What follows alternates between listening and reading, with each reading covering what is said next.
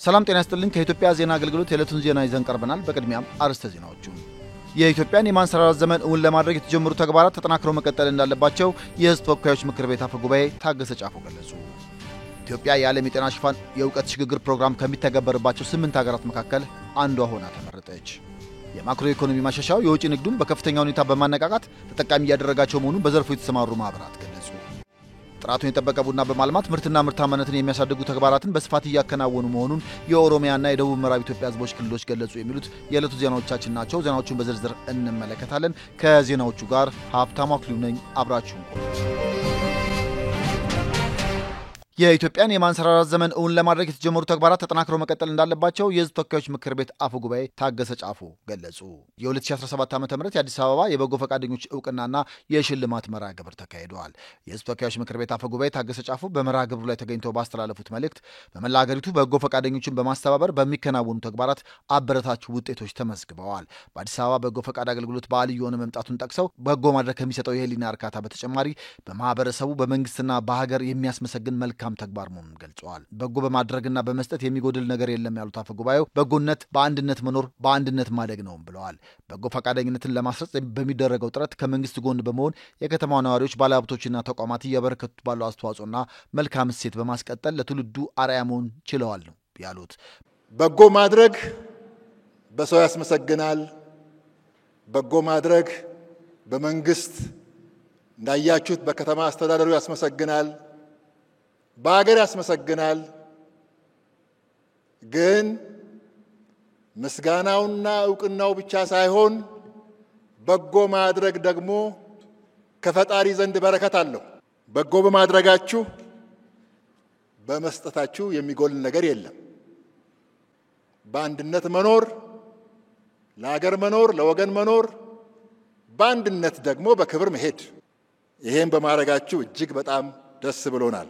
በጎ ፈቃደኝነትና መስጠት የሀገር ፍቅር አንዱ ማሳያ መሆኑን አብራርተዋል። የአዲስ አበባ ከተማ አስተዳደር በየዘርፉ በጎ ፈቃደኝነትን ለማስረጽ የሚያደርገው ጥረት በእጅጉ የሚበረታታ ስለመሆኑም አንስተዋል። ሁሉም ዜጋ ለበጎ ስራ በመተባበር የኢትዮጵያን የማንሰራራት ዘመን እውን ማድረግ ላይ መተባበር እንዳለበትም አፈ ጉባኤው መልእክት አስተላልፈዋል።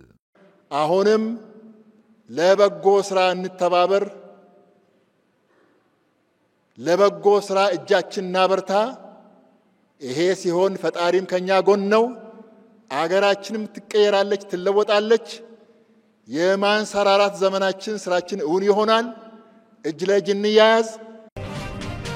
ኢትዮጵያ የዓለም የጤና ሽፋን የእውቀት ሽግግር ፕሮግራም ከሚተገበርባቸው 8 ሀገራት መካከል አንዷ ሆና ተመረጠች።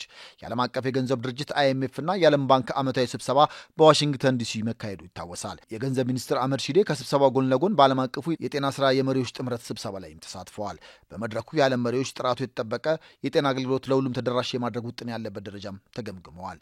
የገንዘብ ሚኒስትር አህመድ ሺዴ የሀገራት የጤና ሪፎርሞች በቀረበበት ወቅት ኢትዮጵያ የማይበገርና በራስ አቅም የሚመራ የጤና ስርዓት ለመገንባት የያዘችውን ስትራቴጂካዊ ራዕይ አስመልክቶም ገለጻ አድርገዋል።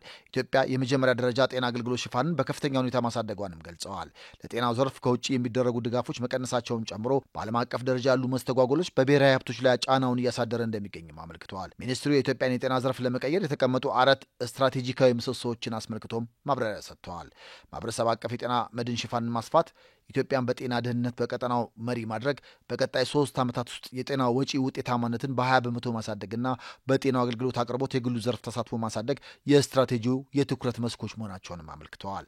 ኢትዮጵያ በመድኃኒት ማምረት ዘርፍ ያላት አቅም እያደገ መምጣቱን ገልጸው በአፍሪካ ነጻ የንግድ ቀጠና አማካኝነት በጤናው መስክ ያሉ የውጭ ንግድ አቅሞችን እንደምትጠቀምም ነው ሚኒስትሩ የገለጹት። ኢትዮጵያ በፎረሙ የዓለም ጤና ሽፋን የእውቀት ሽግግርና የአቅም ግንባታ ፕሮግራም ከሚተገበርባቸው 8 ሀገራት መካከል አንዷ ሆና ተመርጣለች። ናይጄሪያ፣ ጋና፣ ኬንያ፣ ግብጽ፣ ካምቦዲያ፣ ፊሊፒንስ እና ኢንዶኔዥያ ሌሎች ፕሮግራሙ የሚተገበርባቸው አገራት ናቸው። ኢትዮጵያ ከልማት አጋሮች ጋር በመሆን የጤና ዘርፍ ውጤቶችን ማሻሻል የሚያስችል ብሔራዊ ቃል ኪዳን ሰነድ እያዘጋጀች መሆኑን ጠቁሞ ሰነዱ እንደ አውሮፓውያን ዘመን አቆጣጠር በ2025 በጃፓን ቶኪዮ በሚካሄደው የዓለም የጤና ሽፋን ከፍተኛ የምክክር መድረክ ላይም እንደሚቀርብም ገልጸዋል።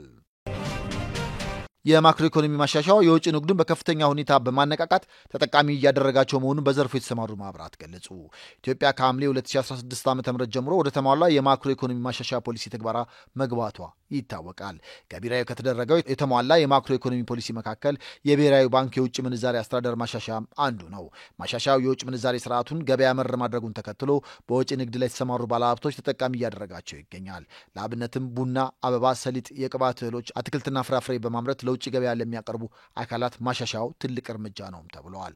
የኢትዮጵያ ስጋ አምራቾችና ላኪዎች ማህበር የቦርድ ሰብሳቢ ከሊፋ ሁሴን ለኢዜአ እንዳሉት የማክሮ ኢኮኖሚ ማሻሻያው በተለይ ለስጋ አምራችና ላኪዎች ትልቅ እድልን ይዞ መጥቷል። ማሻሻያው በተለይም ከውጭ ምንዛሬ ተመን ጋር ተያይዞ ማነቆ የነበሩ አሰራሮችን ማቃለል ማስቻሉንም ገልጸዋል። ማሻሻያው ከተደረገ በኋላ በውጭ ንግድ አፈጻጸም ላይ ከፍተኛ ለውጥ መታየቱን ያስታወቁት ሰብሳቢው አሁን ላይ የማህበሩን ገቢ 67 በመቶ ማሳደግ መቻሉን ነው የገለጹት።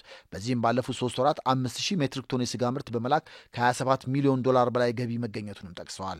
የኢትዮጵያ አበባና አትክልት አምራቾችና ላኪዎች ማህበር ዋና ዳይሬክተር ቴዎድሮስ ዘውዴ በበኩላቸው የማክሮ ኢኮኖሚ ማሻሻያው ዘርፉን በከፍተኛ ሁኔታ ማነቃቃቱን ገልጸዋል።